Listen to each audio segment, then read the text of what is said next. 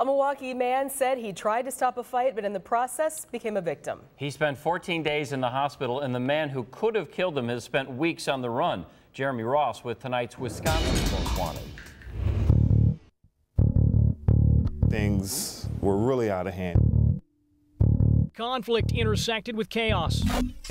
The corner of 12th near Atkinson. The next thing I know, I'm shot.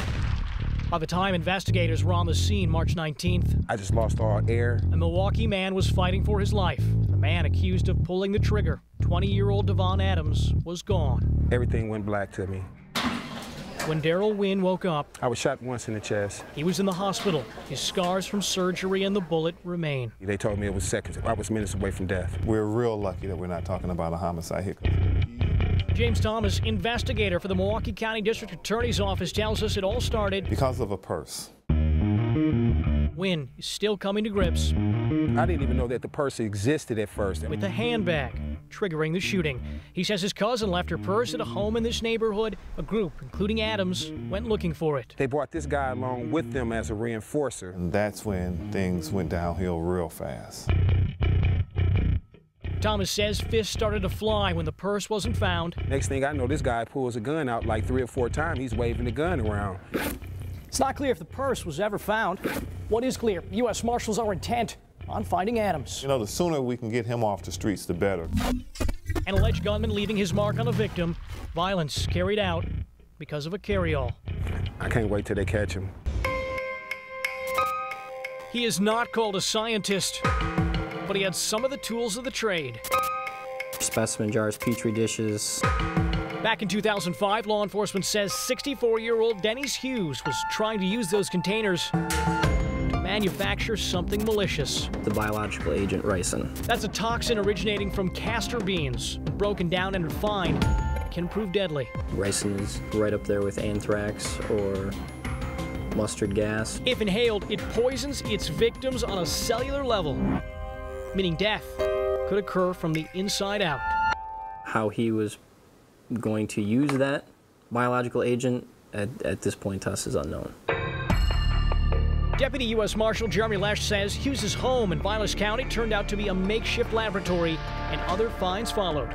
They also came up with approximately 100 different firearms that were, in a sense, sealed inside the walls of his home. Why would someone need 100 firearms? Well, Mr. Hughes is a self-described militia member or survivalist. Marshals say the discovery began with a traffic stop and a car search. What law enforcement found underneath a blanket inside led to more searches and Hughes' prosecution. They found bomb-making materials, books about bomb making. Nitrate fertilizer, sulfur are the precursors for a biological agent. He served his time and on May 25th was supposed to report to a halfway house in Milwaukee. He never arrived. Lesh believes Hughes could be somewhere in rural northern Wisconsin or in the southeastern part of the state. He also has family here in Waukesha, and then he has additional family in Arizona. A man tied to a sinister kind of science. A fugitive marshals want bottled up. Stamped. Sent. It was returned by the U.S. Postal Service. Never received. The person no longer lived there. Mail that's part of a paper parole trail. A paper goose trail. With U.S. Marshals hoping to deliver 40-year-old Brian Ortman back into custody. Mr. Ortman, I guess, just doesn't like to comply with the state regulations for the sex offender registry. Detective Phil Carini of the U.S. Marshals Fugitive Task Force says in 1993, Ortman was convicted of third-degree sexual assault. Since then, he was required to let the state know where he's living.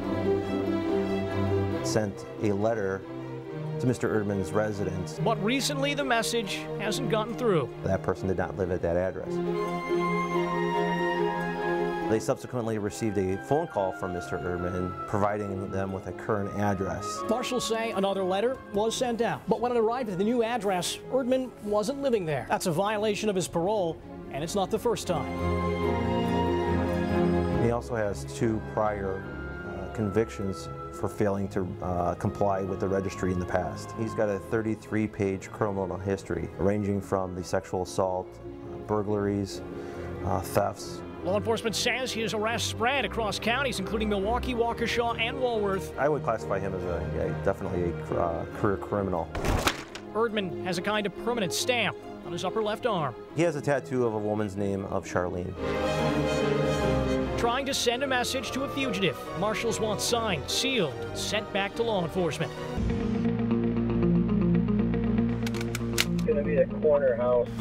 After gearing up back in May, U.S. Marshals made some house calls. Police! Who is it? They searched and found fugitives, as well as some unexpected surprises, including one fugitive cold case. Oh my Lord.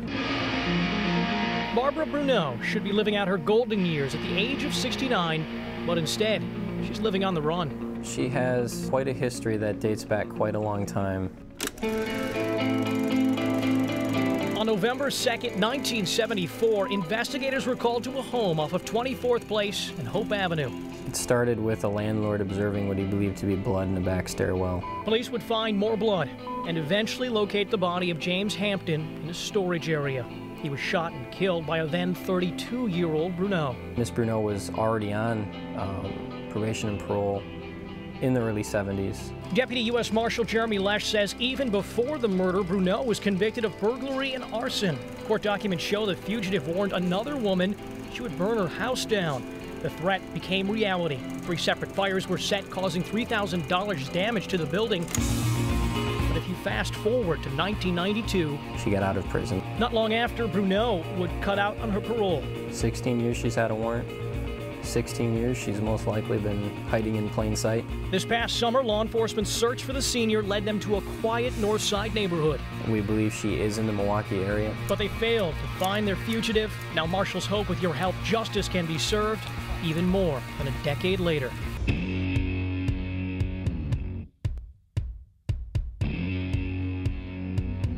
Two surprise encounters took place near Teutonia and Center. On January 24th, one meetup was memorable. She runs into an old classmate of hers. We went to school years ago. Sounds innocent, safe. The other run-in proved perilous. Yelled out, shooter, you know, I guess to show me that they wasn't playing. Nowadays, you just don't know who you're gonna run into. My heart was beating. This woman asked we not show her face on camera, but it's this face investigators want you to see.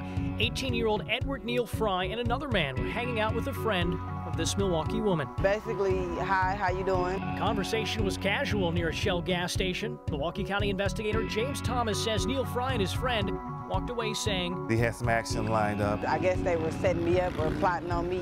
I'm thinking she was the action. As the victim left, Thomas says Neal Fry followed. Came up behind her and put a gun in her back. And he looked me directly in my eyes and said, give it up, you know what time it is. And then at that point, she knew it was the real deal. You know, I don't want to die over, you know, a couple dollars. Thomas says a short time passed, only a matter of minutes between the friendly meetup and the shocking stick-up. I was really scared for my life. I don't think anybody should be in that position. Investigators believe Neal Fry could be hiding out on Milwaukee's north side, a fugitive law enforcement describes as dangerous. He's armed himself before, and I think he'll do it again.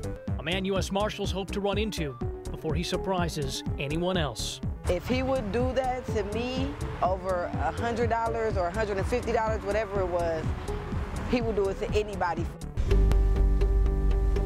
It started as a favor. Contacts his ex-girlfriend and asks her to give him a ride. But this trip took a devious detour. He grabs a hold of the steering wheel And in moments, physically takes control of the motor vehicle. a woman becomes the victim of a violent sexual assault and a man eventually becomes a fugitive. This is, you know, the most violated act you can do to another person. Detective Phil Carini of the U.S. Marshals Fugitive Task Force is searching for 19-year-old Samuel French. He says on June 9th, French wanted to meet with his probation agent and asked his ex-girlfriend for a lift. Throughout the drive there, he's trying to get back with her. She moved on, She denies, you know, says no. but French made his own move, forcing her to a secluded place. Instructs her to continue to drive to this conservancy. While at the Engle Conservation Area, the struggle continued. Carini says French began choking her until she blacked out. And when she wakes up, you know, he's in the act of the sexual assault. Following the crime, investigators say the victim received 17 calls from French. One message included a threat to kill her, That's not all. He also threatens to kill her dog and have her father killed if she goes to the police. French has ties to Milwaukee's South Side and in Waukesha County. Well, he has contacts within the Muskego area, also Lynn Lake. A man with a criminal history.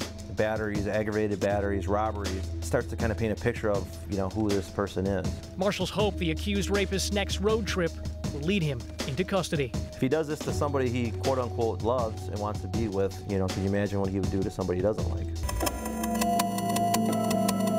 There are a number of narratives linked to Halloween. The blood trail was pretty extensive. But in the genre of horror, it's not like a shooting. You can add one more tragic tale. It was multiple stab wounds. To the date, October 31st. He was at 1222 West National Avenue. 33-year-old Uriel Crispin lived in this South Side neighborhood back in 2010. In apartment 6. But it's what happened behind this door that has law enforcement looking for him. In my opinion, he's a very violent and desperate man. Detective Kent Corbett of the Milwaukee Police Department says Crispin met up with a woman.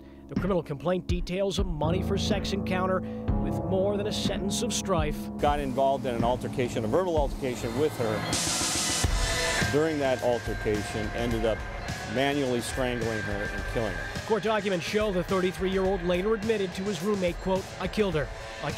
The emotions were running high with him. Those frenzied feelings would be tested by a visitor who walked into apartment number 6. He was looking for the victim and became one himself. And then Crispin proceeded to stab him in an attempt to kill him. Court documents say the second victim was caught about 5 times with an 8 to 10-inch knife. He would survive, but Corbett says his killer fled. He knows he did this, and he can't be on the run for the rest of his life. With your help, law enforcement can write the final chapter in their search for Crispin. Here's where the editing comes in. The last line in a terrible alleged crime, a horror on Halloween.